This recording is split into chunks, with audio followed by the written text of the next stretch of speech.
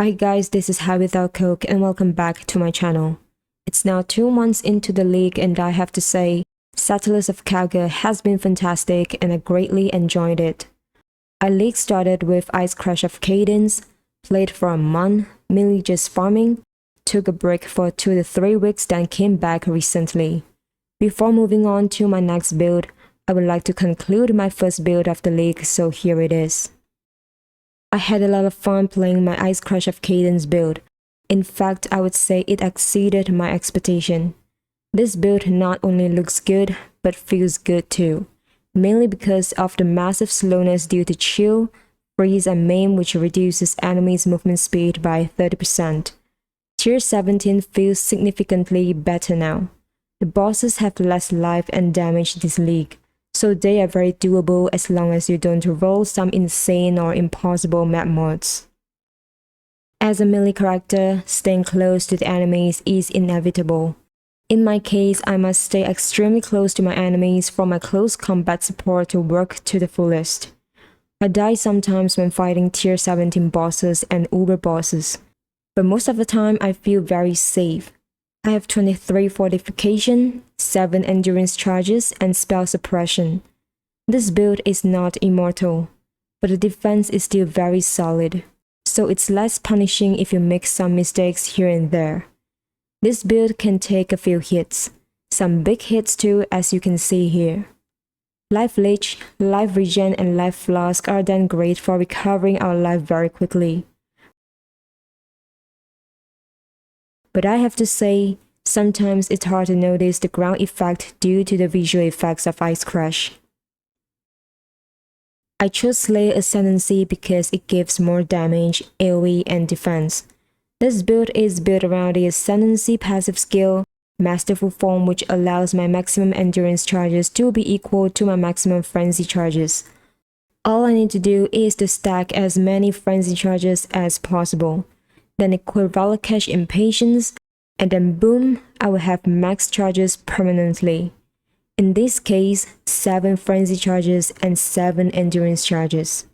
In case you don't know yet, endurance charge now also grants 4% elemental damage reduction on top of physical damage reduction, which is a massive buff for defense. If I'm not playing a Slay, I would go Juggernaut instead. It's a well-rounded Ascendancy which offers a lot of damage, AoE, and defense. On top of this, the quality of life you can get from Unstoppable passive is unmatched. This Ascendancy is especially good when you're using Unsanguish. It's easy to generate endurance charges which are then turned into brutal charges that give 3% chance to deal triple damage per brutal charge. Therefore, it makes more sense to stack endurance charges if you're playing as a Jug. Berserker is a viable option if you don't mind sacrificing some tankiness for more DPS. I think it will probably perform better than Slay if you have a low budget. As I mentioned before, this build stacks frenzy charges, so attack speed is one of the top priorities when it comes to damage scaling. Besides that, I went crit and have roughly 500% crit multiplier. So 2 one-handed swords with good attack speed and crit are important for this build. I'm using Unsanguish for the triple damage bonus. Maintaining max brutal charges when mapping is not a problem with endurance charge on melee stun support linked to my lip slam.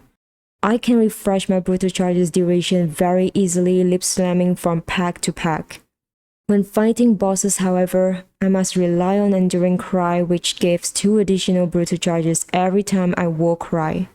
This can be a little annoying as I must press my Enduring Cry every 5 seconds to refresh the duration. I'm not using Admiral's Arrogance, so my range needs some ramp up to reach maximum.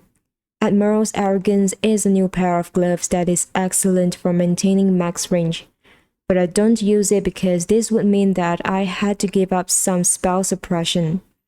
So this build is better for farming strategies that don't require you to stop. For example, strong boxes, Legion, and Harbinger. The clear is very satisfying with explosions from Herald of Ice. I can get more AoE in Sand stance, but I feel like the AoE is enough for clear, so I'm usually in blood stance for more DPS. Alright, this pretty much sums up everything about this build. I'm working on my second build of the league and hopefully I will be able to update you very soon. I hope you enjoyed this video and thanks for watching.